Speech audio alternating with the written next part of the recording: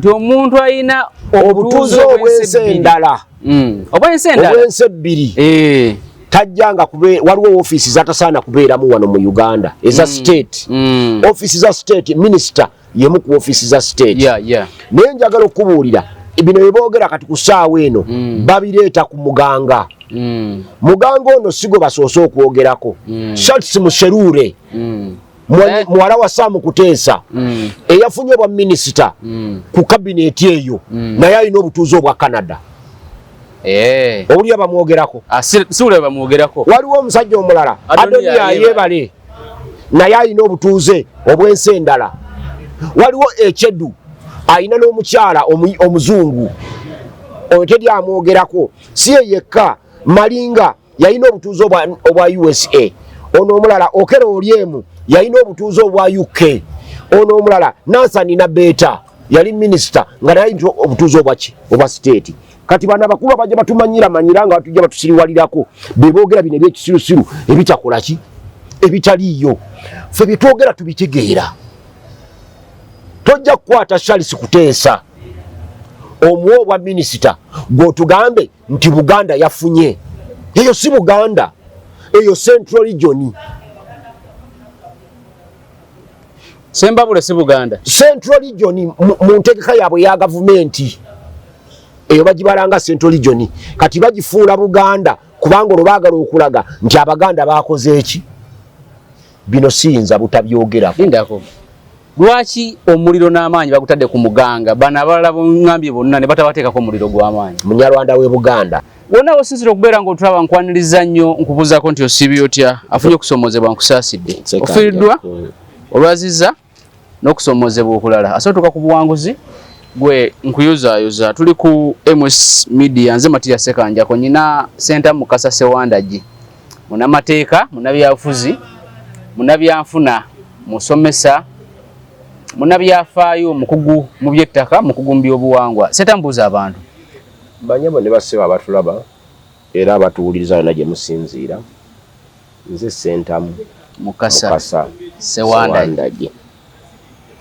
Ndi musajja Muganda. Weddira Mbogo. Neddira Mbogo. Akabbiro. Ndeerwe. Omubala. Ngumanyi. Sijja gukubira kati wano. Nina abakyala abawerako. Ningo amaanyi nga tolina mwami Sewandagi kiki? Nina omukyala Omuganda. Nina omukyala Omusoga. Nina omukyala Omunnalwanda. Nina n'omukyala Omulugwala. N'Omulugwala oyina? Be bakazi ba. Na kituufu nange nali njagala omukyala Omulugwala. Be bakazi bana. Be nnina. Omanyi lwaki bino mbikugamba? Waliwo abantu abalowooza nti okusirika kwaffe bussiru. Okusirika omuntu n'asirika nagawayi bikambireke biyitenga we biri. Ate nga basinga aboogera baana bato. Myaka gyaffe.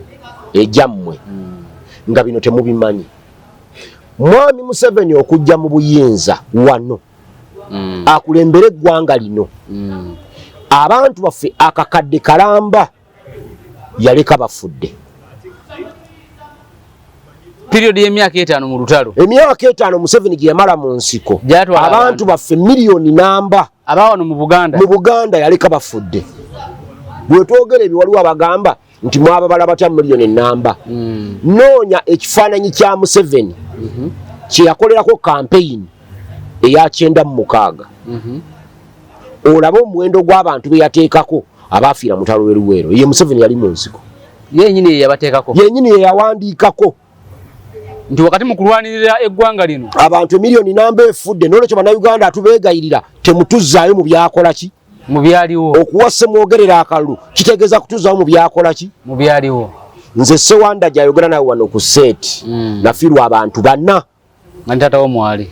Taata wange y'omu ku bo ne baganda bange 3 abakulu. Otalo lw'ekinana lwabatwala. Twasigala abalenzi aba. Naye twali abasajja 6 mu famire ya Sewandagi. Twasigala bameka? 2. Nsoose kulaga abakyala bennina. Okitegedde? Nekulaga nina Omuganda, nina Omusoga, nina Omunnalwanda, nina n'Omulugwala. Kitegeeza tososola mu mawanga.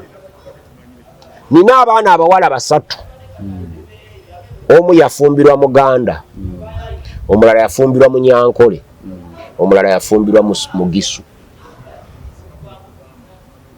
kitegedde so lwaki njagala kulaga bino buno togera ku nsonga ezitukwatako nga abasiru basinziira eyo nga batumanyira mbutusosola mu mawanga abonna abakugamba baba abajja ne boogera nti musosola mu mawanga ojja musanga nga awakaawe ne awusigalo gwalina mu Nyarwanda boyi baba mu Nyarwanda baba musoga nawe sigala ayina musoga talinayo mukazi wa ggwanga ddala okujjako we ggwanga lye mbadde njogera ne mukodomu wange Frank Gashumba ku makya ga leero ku simu nga tulina bitwogera ku simu nanzijukiza nangamba nti Abanyarwanda abawala n'Abaganda Banyarwanda b'enkole si Abanyarwanda b'e Buganda era ye Frank Gashumba Abanyarwanda bawulamu ebitundu ebi ayawulamu Abanyarwanda ab'e Buganda n'Abanyarwanda b'omwankole mu byangambye angambye Omunyarwanda babeera e Busoga ayogera Lusoga Omunyarwanda abeera e Buganda ayogera Luganda Omunyarwanda abeera Mwankole ayogera Lunyankole Omunyarwanda abeera Etteeso ayogera Luteeso Omunyarwanda abeera Mwakyoli nga Lilian Abeero ayogera Lukyoli kati abantu abalowooza nti tujja kwogera ku bigambo nga tubyogeddeko batusiriwalireko nti tusosola mu mawanga abo balimba obukambwe naye nga bungi waliwo ensonga nze zesisaagirako waliwo ensonga zesikola ki zesisaagirako nasoma kabineti wano nagikulaga nekugamba nti mulimu Shatisi Muserure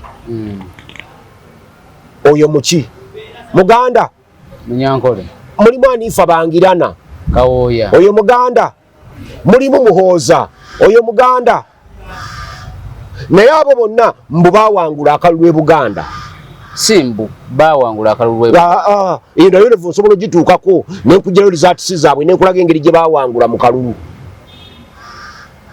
nga yakubba yakutumanyiira kati njagala otunule abantu boogera ku Muganga Dr. Lawrence mbadde mbiwandiika wano Muganga omanyi lwaki Muganga bamwogerako State Minister wa Internal Affairs era ne bajjayo n'akawaayiro kali mu leadership code akwogera ku muntu atasobola kufuuka nankani kanka kukeberere wano kubanga ku simu yange kwekali ate waliwo yampadde ssemateeka article 15 eya ssemateeka ng'egamba ki dual citizenship yadde yogera ku dual citizen omuntu alina obutuuze bwa nabansasaana bamuyita nabansasaana nabansasaana obutuuze bw'emirundi ebiri sooka odeete ku article 15 yawe oba nange njikebere ku simu yange wano simu yeriko constitution esinga eyange okubeera up to date citizenship a citizen of Uganda of 18 a citizen of Uganda of 18 years and above nonya article 15 dual citizenship eno Article 15 yogera nti kudual citizenship a citizen of Uganda of 18 years and above who voluntarily acquires the citizenship of a country other than Uganda may retain the citizenship of Uganda subject to this constitution and may by law and any law enacted by Parliament a person who is not a citizen of Uganda may on acquiring the citizenship of Uganda subject to this constitution and any law enacted by Parliament retain the citizenship of another country. Kwigamba nti bw'oba tobadde munna-Uganda n'ofuna obutuuze obwa Uganda osigaza obutuuze bwo ng'Abasomaali bwe bafuna obutuuze bwa Uganda etteeka ligamba nti asobola okusigaza obwo ekigamba bw'aba ayagala bw'oba munna-Uganda nga muganga n'ofuna obutuuze bw'e Canada osobola osigaza ki obutuuze bwe Uganda kati akawaayiro ke baleeta ku muganga kali mu tteeka lya leadership code yabadde wano kanka kulage wano leadership code enyinga ye19D persons with dual citizenship not to hold certain offices of state eno teka balita Uganda Citizenship and Immigration Control and Immigration Control Amendment Act eya 2009 eyogera nti omuntu 19D persons with dual citizenship not to hold certain offices of the state. A person who holds the citizenship of another country in addition to the citizenship of Uganda is not qualified to hold any of the offices of state specified in the 5th schedule to this act. Offices ezo mu schedule yokutano zogerwako emu kuzo bwa minister. Naye ekyo bakireta kusaawa eno nga boogera ku muganga. Kankubulireko. So kontaputize mu Luganda nti omuntu ayina obutuzo obwense endala. Obwense endala. Obwense ebbiri. Tajjanga kube waliwo offices zatasaana kubeeramu wano mu Uganda eza state. Offices za state minister yemu ku offices za state. Naye njagala okubuulira bino beboogera kati ku ssaawa eno babireeta ku muganga. Muganga ono sigo basoose okwogerako. Charles Musherure muwala wa Sam Kuteesa eyafunye bwa minisita ku kabineti eyo naye alina obutuuze obwa Canada. Owulira bamwogerako? Siwulira bamwogerako. Waliwo omusajja omulala Adonia Yebale naye alina obutuuze obwensi endala. Waliwo Echedu alina n'omukyala omuzungu oyo teri amwogerako. Si ye yekka, Malinga yalina obutuuze obwa USA. Ono omulala Okero Olyemu yalina obutuuze obwa UK. Ono omulala Nansan Nabeta yali minisita nga naye alina obutuuze obwa state. Kati bana bakulu bajja batumanyira nga batujja batusiriwalirako beboogera bino ebyekisirusiru ebitakola ki ebitaliyo. Ffe byetwogera tubitegeera.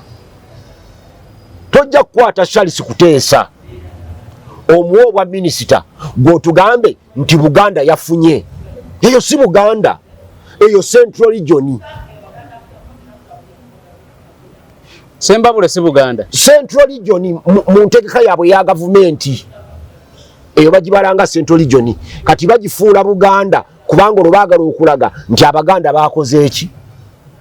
Bino siyinza butabyogerako. Lindako. Lwaki omuliro n'amaanyi bagutadde ku muganga bana abalala bongambye bonna ne batabateekako omuliro gw'amaanyi? Munyarwanda w'e Buganda. Waliwo abalwanyisa Abanyarwanda b'e Buganda era basinga obungi be batawana passports. Gwe kasita obuleeta Omunyarwanda n'oteeka ebiranta milyo n'olaga ng'ovaano mu Buganda boolaba mu passport ng'ovaano mu Buganda olwo nga bakolako eri background check up. Olutalo olwo n'Abaganda luli lutya tojja kugifuna. Kati bana balowooza omanyi omuntu agenda n'akusiriwalirako nti ffe ebyamawanga twabivaamu tetubiriiko awo Sawanda gy'ayagala okunyiga tewanyigika pesa kyamu tubasonyiwa busonyi. Genda obuuze Mwami Kisekanjako yakugamba ebintu nti mu bakozi baakozesa ayinamu bameka abatali baggwanga lye nga n'omukozi agivuga n'addayo nga n'omukozi n'omuwala obuwala gwakwana gwatwala mu loogi ng'agenda mu bwenzi Omuganda tamukwana. Oyo ayogera ebyo webali nga tamukwana. Okwo kutumanyiira kubanga balina emmundu. Zino emmundu si basoose okuba nazo. Tewali muntu alina monopole ku ffujjo. Bino tubikola tubalabula abakulu abo. Bino twogera ku Buganda ne bava ne batumanyiira.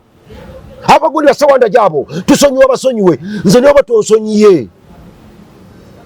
Kyenjogerako tosobola kukijjawo. Lindako. Mwenga abali mu Buganda wano Dr. Muganga temuyinako buzibu tutya ffe tulinako obuzibu services buweereza. General Edward Katumba Wamala Minister wa Works mu Buganda wano omanye ebyapa by'abantu bameka ebigaanidde mu Minister ya Works omwo.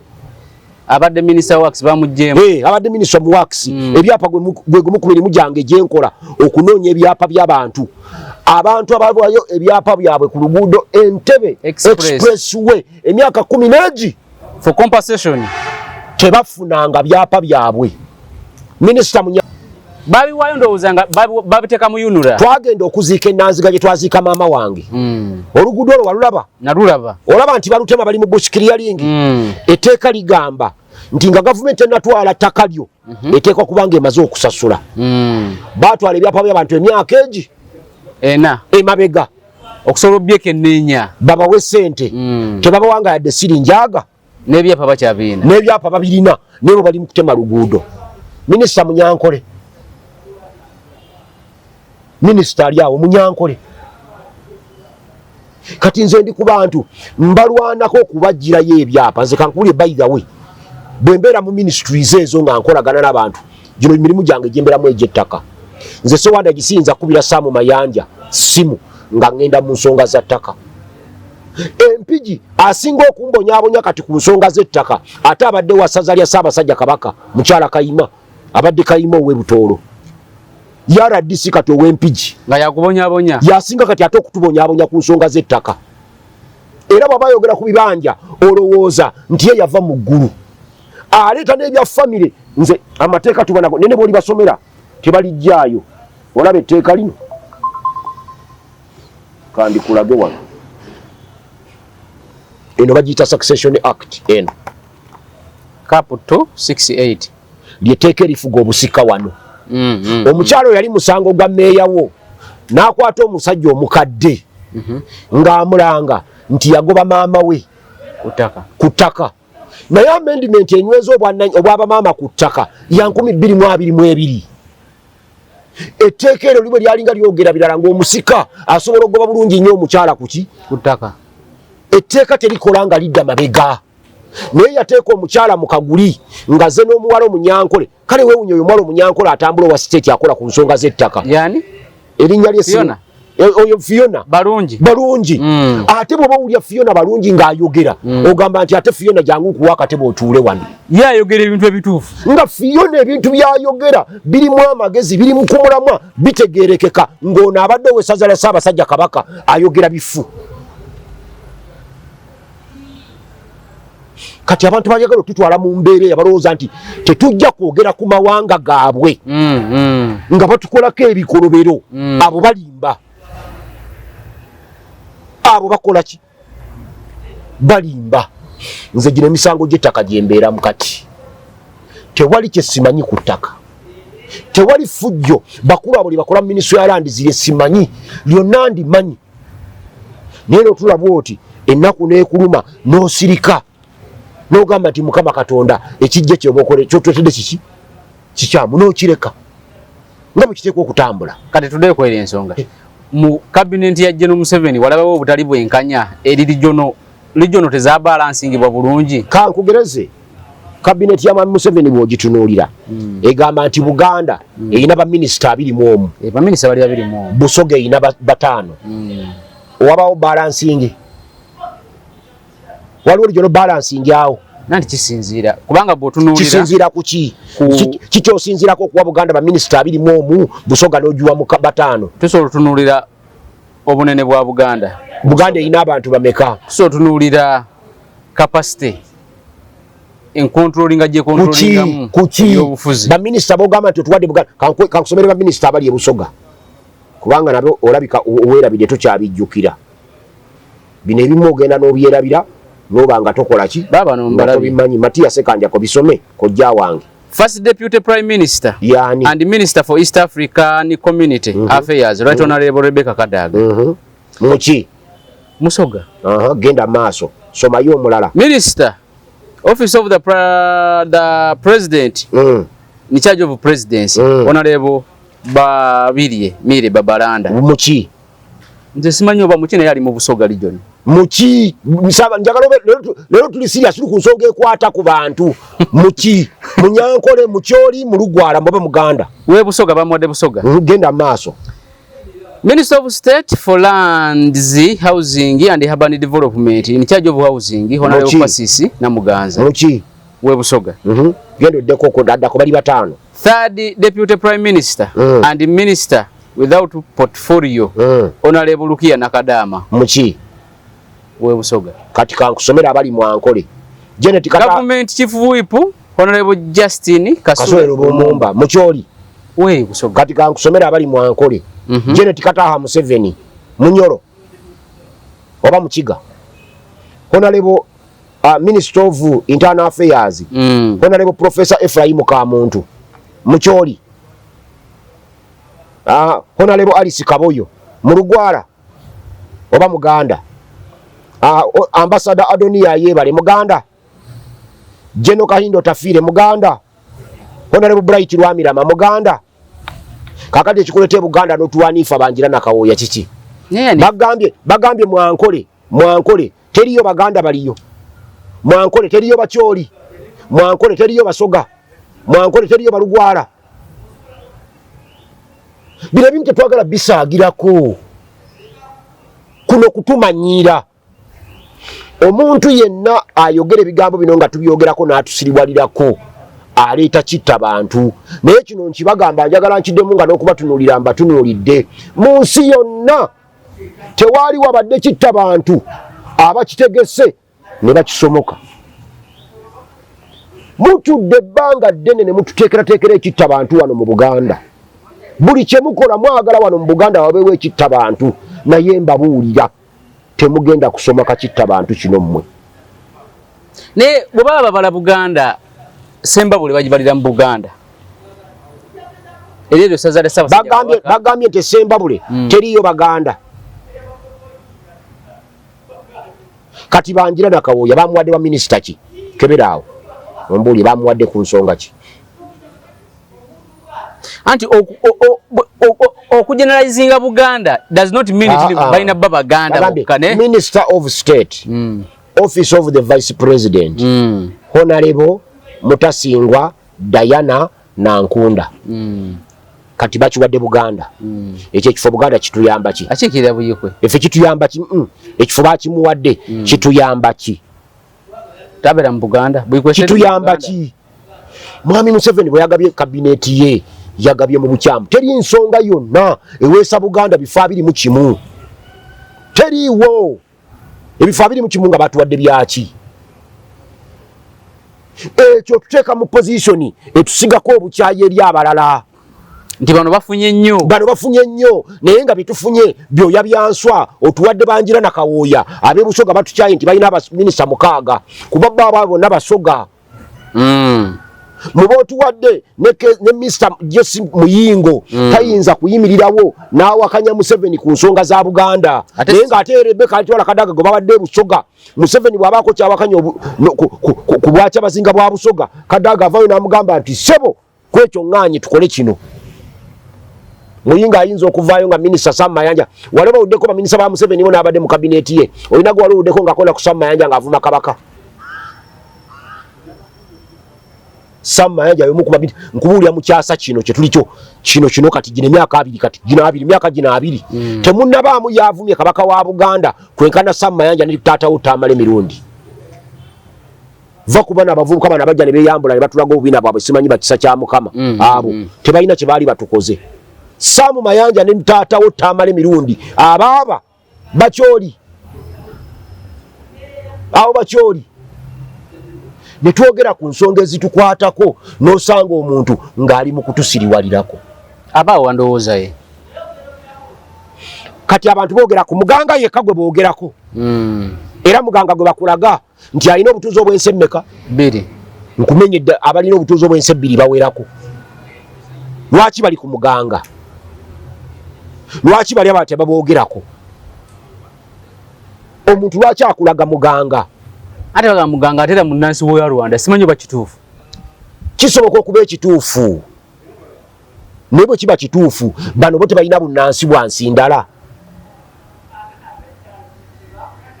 bino ebintu ebimu tubyogerako njagala obuuze oyo akugamba Sewandagi aleese wano ebyamawanga akubuulire hawusigaalo we mu nnyumba ye alina hawusigaalo omusoga oba mu Lugwala kakazi katukafuna mitwalo egi ate naye n'akakuluusanya ekiro nga mukazi we taliiwo oli abaawo sigalo in fact abaherepa abamaid anti kati mukigandawaza mufuule herepa muyambe abaami okubasobyako kubanga bw'ogamba omusajja nti yeebase ku maid kiwulikikanga kya buntu bulamu okusinga ogamba nti yeebase ku awusigaalo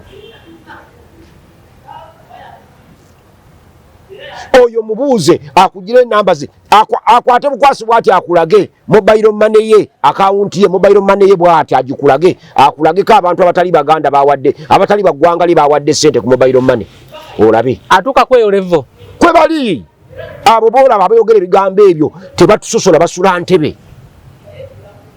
mufunze wano mu Uganda obusosoze bukyaliwo mawa muyitirivu nnyo tatuyinza kwekweka mu ekyo nze gambye mikwano gyange mbera mu nsonga za ttaka era banyabo ne bassebo buli alina ekizibu yenna ku ttaka essimu yange 0702 43 88 52 njagala kubategeeza nze siri wa charity sikolera bwereere nsasulwa buli yenna akuba ku ssimu eyo sookako mitwalo aga saagala kunkubira kutandika kunyumya mboozi teekako emitwalo 2 twogere ku birala bwe tuba twagala kunyumya mpeereza message ku WhatsApp essimu yemu eri ku WhatsApp oŋŋambe nti nze mukiibi mbeera gindi nsaba kunyumyamu naawe nja kukubira nze nina airtime gwe nkubira abantu nga tugenda kunyumya kuba mala kubuuza tugenda kunyumya ku ki ne mmala okitegeera ne nkola ki ogambye eri 07 meka 0702 43 88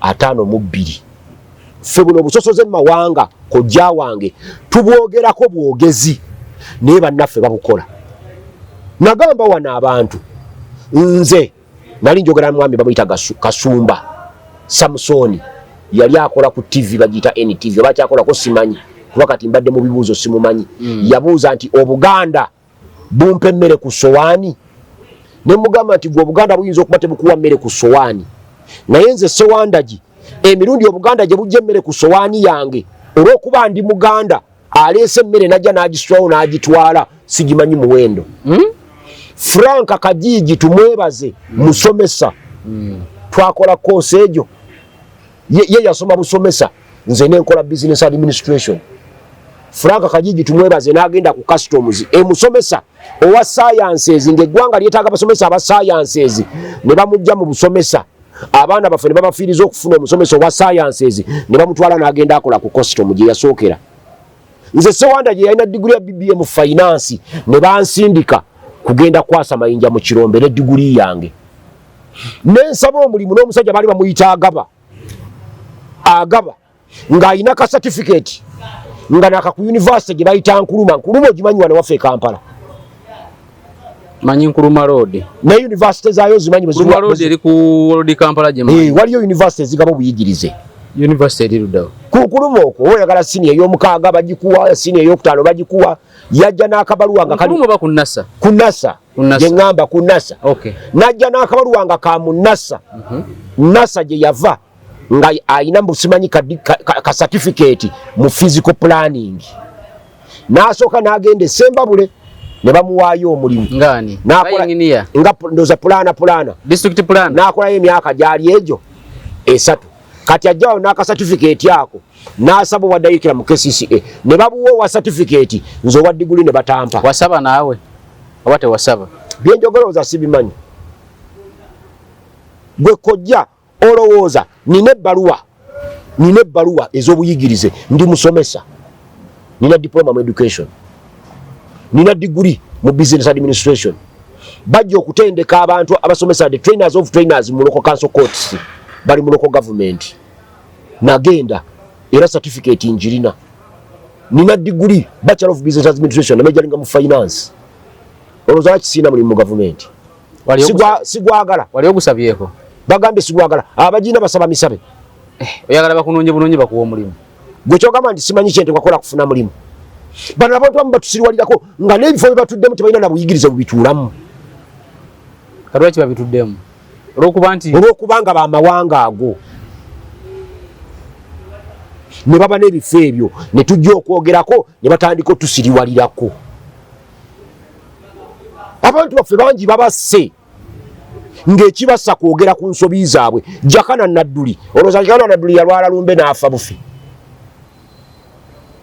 muto wange mukulu wange Nankunda Muwanga olowooza yafa bufi eyamutobera ali accident nga kyejjire bino tubimanyi naye tusirise bano abatafunanga buzibu buno bwonna ne bakeera ku makya ng'oli atudde mu kifo nze n'okuzza abaana ku ssomero mbeera wano nendajanira mikwano gyange ampadde akalimu nensobola okuzza abaana ku ssomero bano abaana balina mu ppulu bemperera bamugambye abaana bemperera batabani bange naye nze sisosola ggwanga ng'omwana azze wange nze ŋŋamba nti omwana azze wange kati kankubuulireko eri omwana ne kitaawe yakafa jeno mu UPDF fulu jeno musajja wakyoje kimyufu bwe kiti naye omuwala oyo bamumpadde ne muteeka ku ttiimu yange gye ngenda okukola kiweeho yima ne muteeka ku ttiimu yange ey'abantu be ngenda okuyamba okuweerera.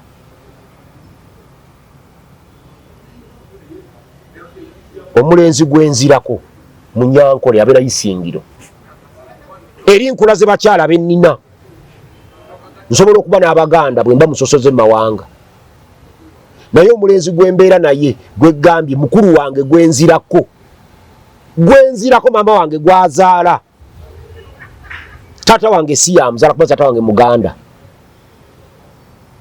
Munyankole w'Isingiro. N'obutakwana mukazi katugambe nti Munyankole tekitegeeza kusosola mu mawanga. Bino bye twogerako abantu batunulire ensobi ze twogerako ani azikoze. Baleke kugamba nti bwe twogera ku nsobi zaabwe olwo tuba nga tusosodde mu mawanga. Nze bano bona bembeera nabo nze ojja kuntunulya nga mikwano gyange gye nyina gisinga gineetoolodde tekuli Muganda. Era bwe mba nkola emirimu gyange mu ttaka bwe ngamba nti bwe ngenda mulandiza e Kampala tojja kunsanga nkolagana na Muganda. Bwe ngenda mulandiza Wakiso era ajja kugamba gwensinga okuwala naye ate Wakiso Muganda. Ate atali Muganda yankolera. Nkulaza abantu babiri RDC w'Empigi Muganda ate oli omukyalo omulala Munyankole. Naye Fiona Balungi bw'oba ng'oleesa abantu babiri awo n'oleeta Kayima ne Fiona Balungi n'ongamba kubako omu nkuba Kayima. Ate bwe nkusanga ng'okuba Fiona Balungi nkukwata n'okukwatira omugo ne ngukukuba. Nze soogera ku bantu lwa mawanga gaabwe, njogera ku bantu lwa bikolwa byabwe. Toyinza kuwandiika nti Buganda yafunye ababaka 6 nga ababaka 21 nga baminisita 21 tekuliko baminisita 3 basobola kugenda Mengo kwebaza.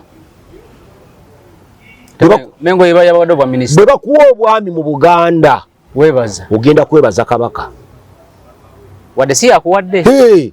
Ozaayo olutabaalo nti nze Anifa Banjira na Kawooya akiikirire constituency bweti mu ssaza ly'e Mawogola gavumenti eya wakati yasiimye nempa obwa minisita buno ssebo Ssaabasajja Kabaka ndi mweteefuteefu okukolerera Buganda.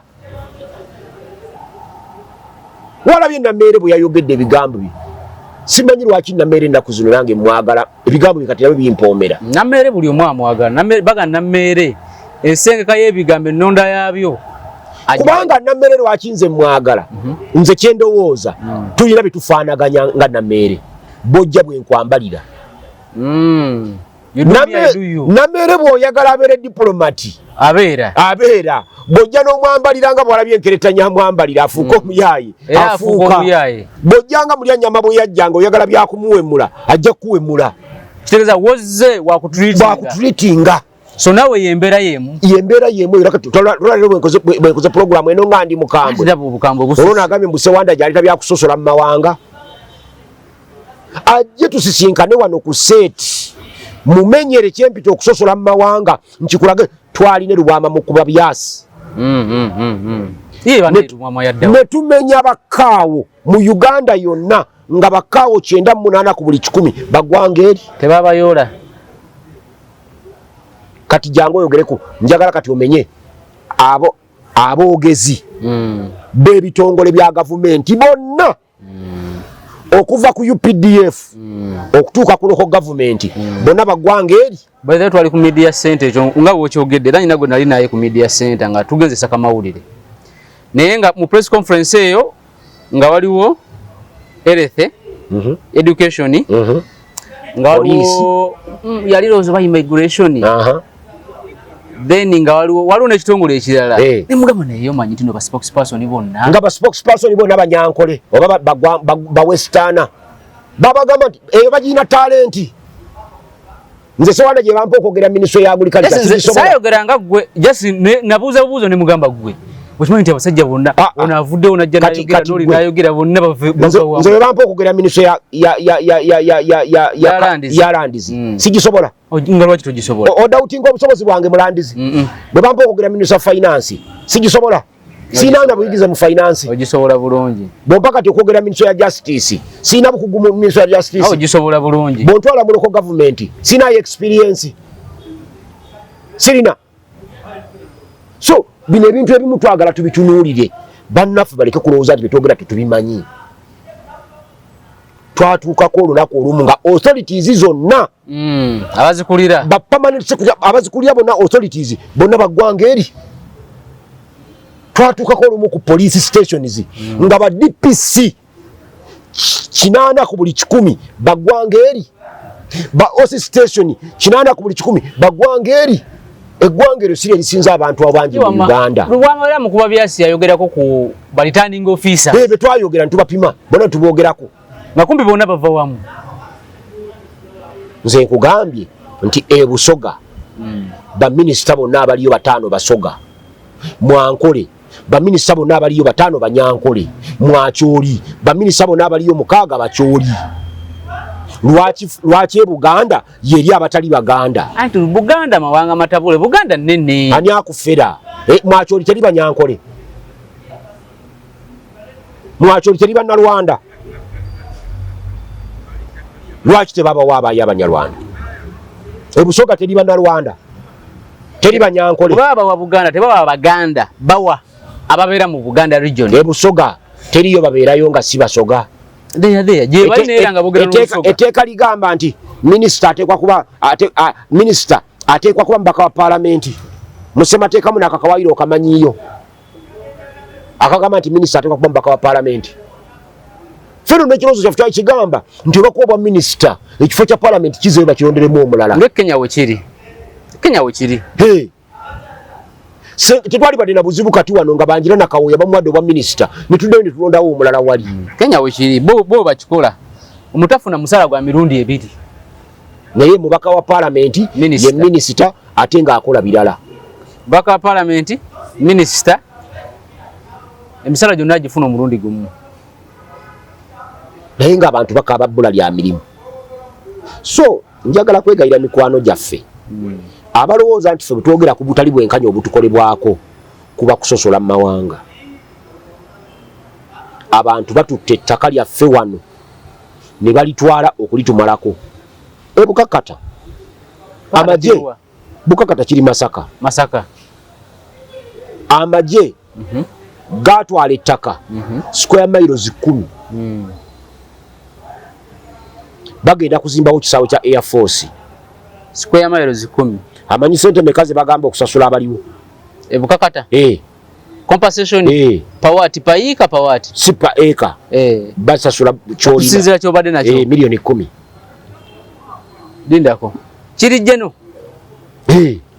ate yaso banga abadde neyika 15 mwakyoli bamwa milioni 10 yikaze 15 mwakyoli government yatwala ettaka lyapa omanyi yabawa ensawo za sementi 20 emino gy'amabaati 20 emiliyoni 20 naye nga teweetaaga kulaga nti awo weewange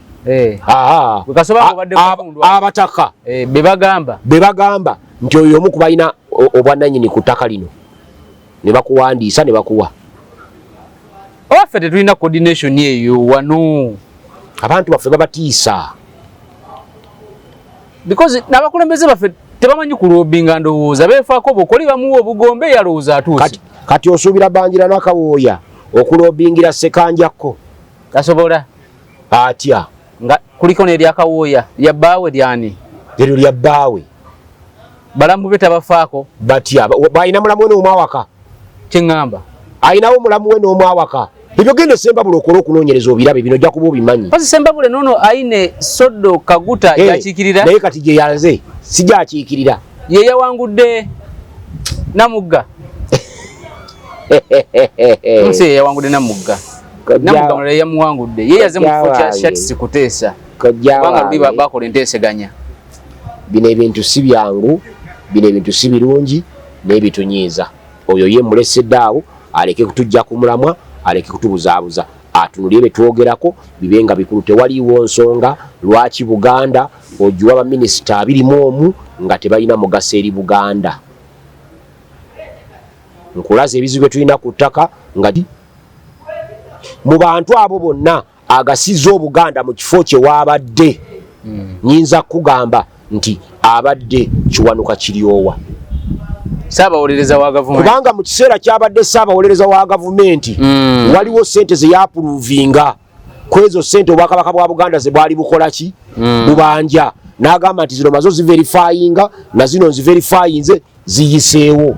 Ate wa microfinance abade wa microfinance kati bamuwadde foreign affairs in terms kyeyune Haruna Kasolo kati sente ze bawa abantu baffe zibakoledde ki baba wendandikwa ewamuludde motululiremu ekintu ekirala bakuwa wano minisita wa Kampala Ajat Minsa Kabanda oyo maama wange Nabengo oyo maama wange taata we Haji Kabanda bawe Haji Kabanda taata wange bawe eryo Kabanda lya bawe Kabanda ba bawe Haji Kabanda taata wange mbuuza mu mwaka nsobola kubira Ajati Minsa Kabanda esimu emirundi emeka tokyesibako ekyo abantu babeera busy boko wa minister kubegwe mbuuza nti nze mu bizibu byange byemba nabyo nga mbikola ku bantu bano beekolako ebizibu mu ttaka mu Kampala temulimu balina bizibu byabwe ku ttaka mbuuza nti bantu bameka bwatwale wa Minsa Kabanda ku bizibu by'ettaka kati Minsa Kabanda omubuusabuusa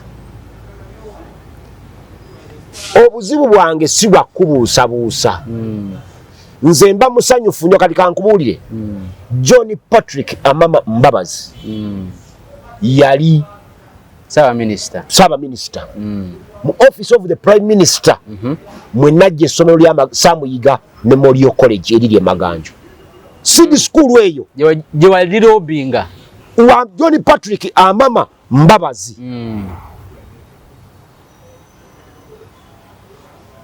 Ministry ya Works nga tenajja mu Katumba Wamala yali mwani ate najja mu Katumba Wamala yali mwani John Nasaasira nze we nabeeranga kansala nga Nasaasira Minister wa Works naye nga yampa n'okumpa awantu nti okuba ku ssimu eno ne bakuwa amafuta agagenda mu tractor n'olima enguudo zo ku Katumba Wamala bampaayo liita mmeka wamugezaako because osomunenya nga tomugezezaako wamugezaako omusange wa kyoga minister talina office Nasaasira yenga namulabanga namusanganga wa tomanyi office za wa eya Katumba emala gayingirwamu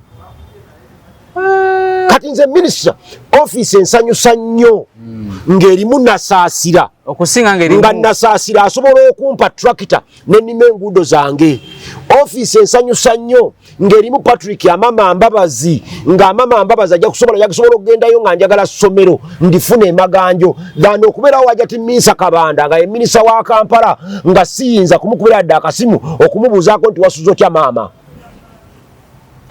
mirimu giba gimutwala bize Nasaasira ye talina mirimu kati lwaki bo batuuka mu office abo bo bakyuka abafa bawana baba bammwe baba bawanga si bammwe yensonga lwaki batuuka mu office tebakola byammwe kyoyogerako nakirako ku palamenti ya Kadaga naddala eno ey'ekumi ng'omusoga bwajja ku palamenti ne bwayogera bwogezi lusoga essimu bagikuwa okuva ku gate okutuuka mu office ya Kadaga era Kadaga n'agamba mubaleke bajje neziramu nenkiraba ku sekandi tulina omusajja gwe baali bawambye e Kasubi eyo nakolanga naye nga nkyali ku Naanansi awo bamuyita Silive yali musajja nnyo wa Bobi Wine bamuyoola naye Kadaga yategeka nti Silive Musoga nga obudde Kadaga speaker palamenti yenge gwako ey'ekumi Kadaga yatekawo era yonna okulaba nga Silive bamuta ne bamusesema kati wali akola mirimu gye abamu Abaganda wali wasobola oteekawo embeera eyo nga bakutte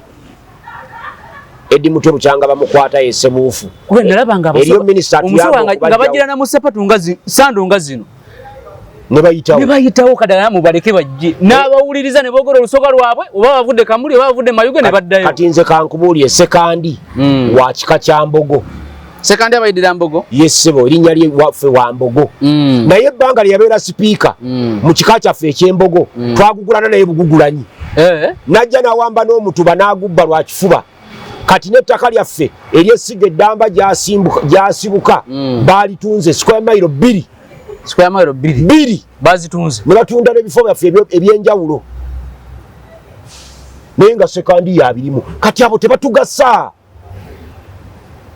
nze sifa kwani gwe bawadde kifo nfa ku services nsobola zijja mu kifo ekyo.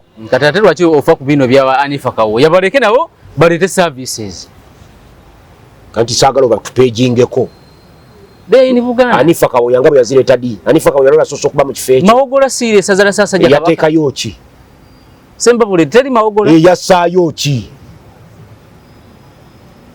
yenga yeki kyakozeeyo ate gwe sijobeera abayo bajja kugamba tukoledde kina tulobingide kino namala emyaka kumpi 6 mulamba nga nkola ku ddamu ezo zolabe ziriyo nazimbako amaato ekyambidde ne lw'amakala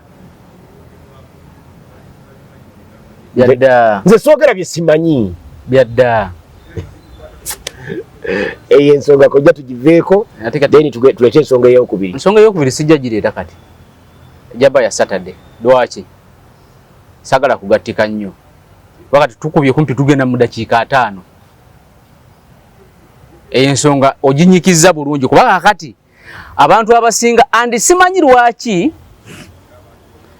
lwaki obusosoze bwe boogerako kuba Ssemujju yakyogerako n'agamba nti abano balondo ono tebaba basosoze naye bano balondo ono baba basosoze bali bwe bakola ebyo ne bagabira abantu baabwe ebintu tebaba basosoze Bassebwanda gye tubyogerako oli naafuna n'obudde obukuba essimu bano kyebagala okwogerako tebakitegeera bino betwogerako bibiruma abantu mu nsi yonna bivuddeko ekitta bantu. Habyarimana ye yategeka ekitta bantu e Rwanda ng'akitegeka okutta abakutu abatuusi yawunzika Habyarimana yafudde nga n'obuyinza abuvuddemu. Bakagambe bye yategeka okutta be bali mu buyinza.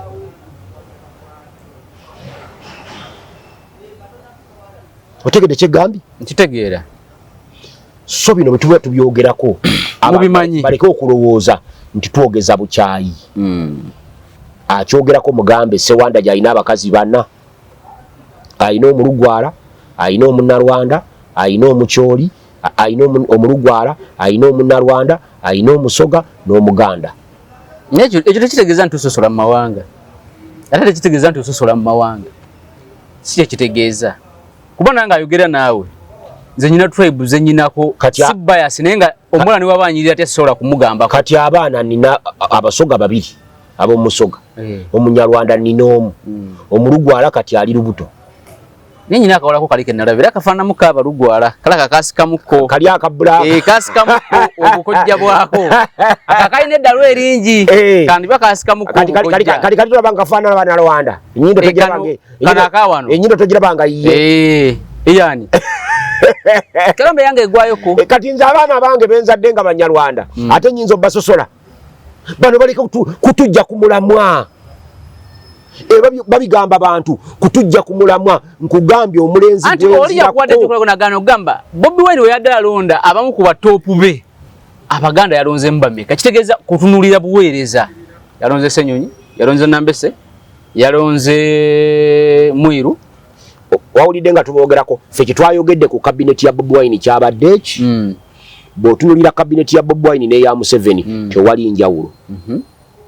Era Bobi Wine abatakyasobola kukumatiza mbu naye yajja kujja Museveni mu buyinza. Era bw'ogitulako bw'oti okkiririzaawo nti Bobi Wine omulimu gw'omukulu gwa kunyweza Museveni mu buyinza atemere Muhoozi ekkubo Muhoozi afuuke pulezidenti. Gwe mulimu gw'omukulu. Kati njagala otunulire Sebandeke ye Tebandeke Charles Tebandeke luli baamuteeka ku bwa shadow minister obw'ebyennyanja ne bamuggyako ku speed nti akolagana n'abali mu gavumenti. Sebandeke yalesekedde okolagana n'abali mu gavumenti bazemu ne bamuwa kati bamuziza mu kya shadow cabinet ne baddira akakiiko aka general duties ne bakawa Zaake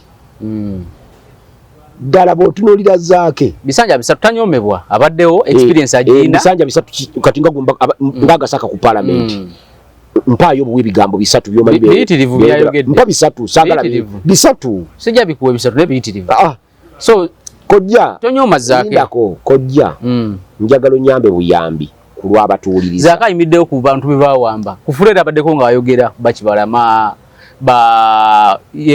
Kanatta Muhammadi n'abalala.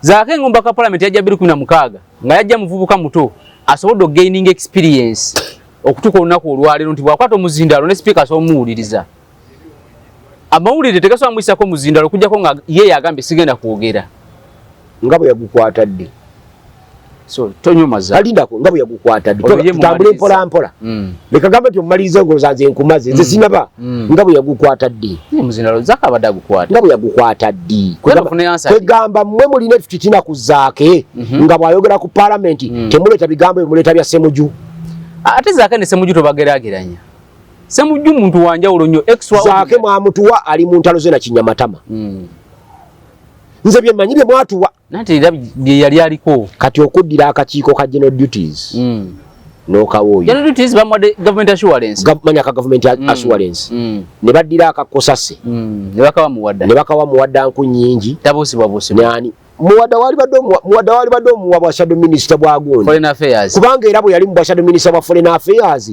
yakola nnyo okulaba nga Lumbuye tebamusiba nekirala bambi yafuba nnyo okutaasa ku baana bana bali ebweru ekyokubiri muwadda kati ate lwaki omuteeka mu kakiiko nga waakolera omanyiiwo muwadda abadde memba wa Kosase okumala 5 years meaning atunulidde Kosase nga bwetambula y'omu ku babaka ba parliament ku Kosase mu kisanja kiwedde aba contributings ababaddewo ekyamazima nga bakoze eki era bwe baawa bwe balonda Alan Mayanja mukwano gwange nga amyuka ssentebe wa Kosase mu kisanja kino nga kiggwako nze nagamba Alan Mayanja de mukwano Alan Mayanja kati awo njagala okulaba ddala Alan Mayanja bw'obadde omulaba nga amyuka ssentebe wa Kosase wadde nga tabadde chairman wa Kosase akakiiko ako badde okajja ku Alan Mayanja n'okawa muwadda nku nnyingi memba Alan Mayanja teyajja nga mbaka wa parliament akakiiko bakagabira mbaka wa parliament era Alan Mayanja bakujja nga mbaka wa parliament automatically akakiiko abadde akafuna because mukukunya ba witness abaze mu kakiiko nze nga reporter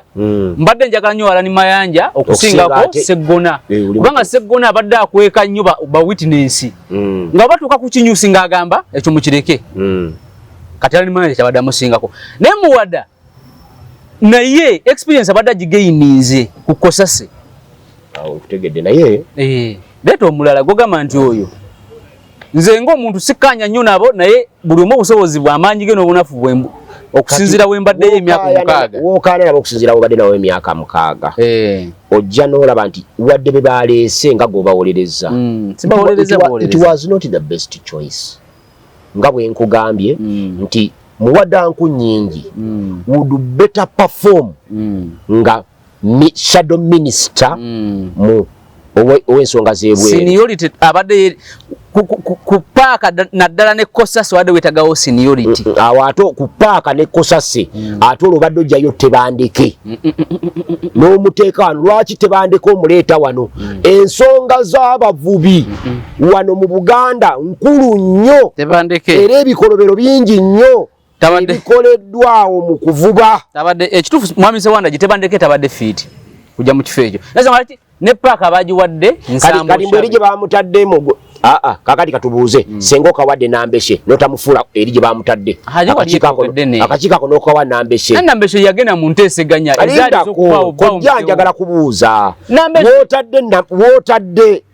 wootadde muwadda nkugambye waali fena tukkanya naawe akola bulungi nnyo nga minisita w'ensonga ez'ebweru ogwo omulimu yagukolako twalaba yalwanirira abaana ne Lumbuye yamulwanira obutamuleeta wano kuba senga Lumbuye yatuuka wano senga Lumbuye kati yafadda kubanga ku ntulugunya gye baali mutulugunyizaamu Lumbuye tasobola kumalako nayo public figure tebajja mutta gavumenti engezi zonna tomulaganyiga muntu bwati eddi mutwe kati tomulaba musajja wa Katonda akyali mu kkomera ne Lumbuye yalibadde mu kkomera yalibadde akyalira kyagasa ekitono kati senga kana akakiiko wataddewo Nambeshe awo kati Sewanda nze olaba ne ku bwaloopu ne ku bwaloopu nze Nambeshe mulaba nga akyali beta candidate ku bwaloopu nange Nambeshe yali beta candidate dani Ssenyonyi but after kuwa Ssenyonyi Nambeshe bamuwa ekibayita blanka check kubisigadde olondako kyoyagala naganye kangende ye bamugamba bugambi alonde kubanga ekyamazima buli omu yali akimanyi nti convoy ya lopu terina kyekola